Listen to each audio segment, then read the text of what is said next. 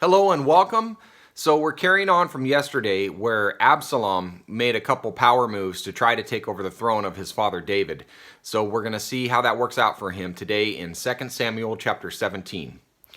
Furthermore, Ahithophel said to Absalom, "Please let me choose 12,000 men that I may arise and pursue David tonight. I will come upon him while he is weary and exhausted and terrify him, so that all the people who are with him will flee. Then I will strike down the king alone, and I will bring back all the people to you. The return of everyone depends on the man you seek. Then all the people will be at peace." So the plan pleased Absalom and all the elders of Israel, it's crazy they're going along with him. All right, verse 5. Then Absalom said, "Now call Hushai the Archite also, and let us hear what he has to say." When Hushai had come to Absalom, Absalom said to him, "Ahithophel has spoken thus. Shall we carry out his plan? If not, you speak." So back in chapter 15, we learn that Hushai served as an official counselor for David, and David sent him to Jerusalem to counsel Absalom by countering Ahithophel's advice, and then return and tell David of Absalom's plans. Verse 7. So Hushai said to Absalom, "This time the advice that Ahithophel has given is not good." Moreover, Hushai said, "You know your father and his men, that they are mighty men and they are fierce, like a bear robbed of her cubs in the field. And your father is an expert in warfare, and will not spend the night with the people. Behold, he has now hidden himself in one of the caves or in another place. And it will be when he falls on them at the first attack, that whoever hears it will say, 'There has been a slaughter among the people who follow Absalom.' And even the one who is valiant, whose heart is like the heart of a lion, will completely lose heart. For all Israel knows that your father is a mighty man, and those who are with him are valiant men. But I counsel that all Israel be surely gathered to you, from Dan even to Beersheba, as the sand that is by the sea in abundance, and that you personally go into battle. So we shall come to him in one of the places where he can be found, and we will fall on him as the dew falls on the ground, and of him and of all the men who are with him, not even one will be left. If he withdraws into a city, then all Israel shall bring ropes to that city, and we will drag it," referring to the city, "into the valley until not even a small stone is found there." So Wild West style. Verse 14. Then Absalom and all the men of Israel said, "The counsel of Hushai the Archite is better than the counsel of Ahithophel." That's a big win for David right there.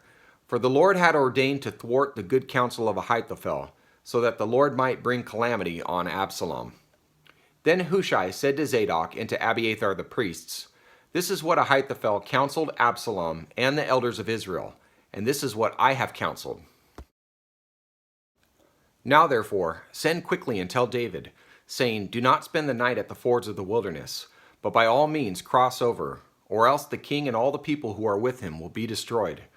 Now Jonathan and Ahimaaz, who were the sons of Zadok and Abiathar the priests, were staying at En Rogel, and a maidservant would go and tell them, and they would go and tell King David, for they could not be seen entering the city. But a lad did see them and told Absalom. So the two of them departed quickly and came to the house of a man in Bahurim, who had a well in his courtyard, and they went down into it. And the woman took a covering and spread it over the well's mouth and scattered grain on it, so that nothing was known. Then Absalom's servants came to the woman at the house and said, "Where are Ahimaaz and Jonathan?" And the woman said to them, "They have crossed the brook of water." And when they searched and could not find them, they returned to Jerusalem.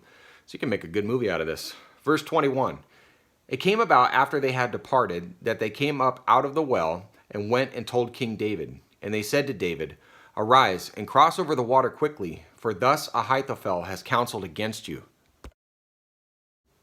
Then David and all the people who were with him arose and crossed the Jordan, and by dawn not even one remained who had not crossed the Jordan.